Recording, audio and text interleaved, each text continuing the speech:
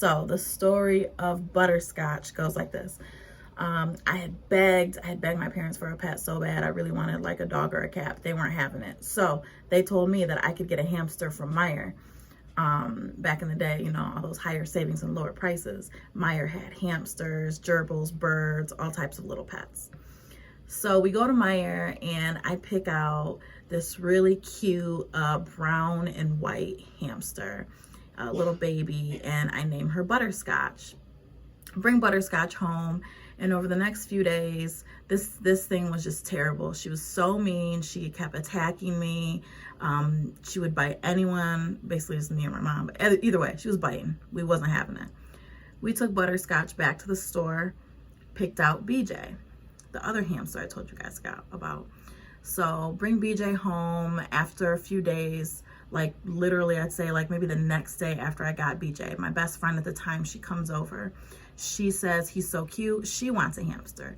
She talks her mom into taking her to Meijer to get a hamster. They go get a hamster. Ultimately, they accidentally got Butterscotch. So my best friend gets Butterscotch, and Butterscotch was biting everybody. And ultimately, they dropped it because it bit somebody. They dropped it, and the thing got loose in the house. The thing was missing for weeks. Like, they thought that it was dead because it was gone for weeks. Nobody had seen it.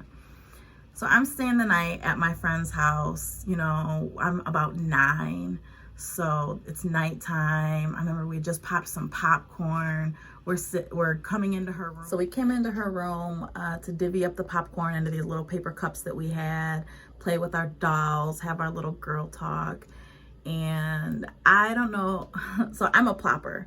What I mean by that is if you've ever seen me like come to a comfy like article of furniture, I'm gonna like plop on that boy. Like I'm gonna really, really like feel it. So I have the popcorn in my hand and I just plop myself onto her floor.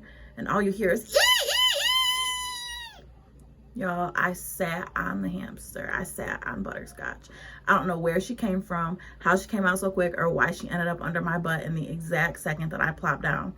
But I smushed her. But she wasn't dead. So I lift up. I'm devastated at this point. And, you know, her leg was just mangled, like bone sticking out, bloody. Even though she was alive, she was like pretty much comatose from the pain. I felt like she was just like laying there. So, you know, I wanted to be a vet. So this was really my moment. Like 9-year-old me had been waiting for this moment, like my whole little 9-year life. So I run into her kitchen and I grab some toothpicks and I go to the first aid kit and I get some medical tape and I put the little bones, I try to put the bones back together. It was pretty gross. I wrapped it up with Band-Aids and tape and used the toothpicks to make a splint. And I wrapped its leg back up. And you know what, y'all? It lived. It lived. And I was so proud of me. Its leg was not the same. Definitely couldn't bend or use the leg. But the leg did heal awkwardly.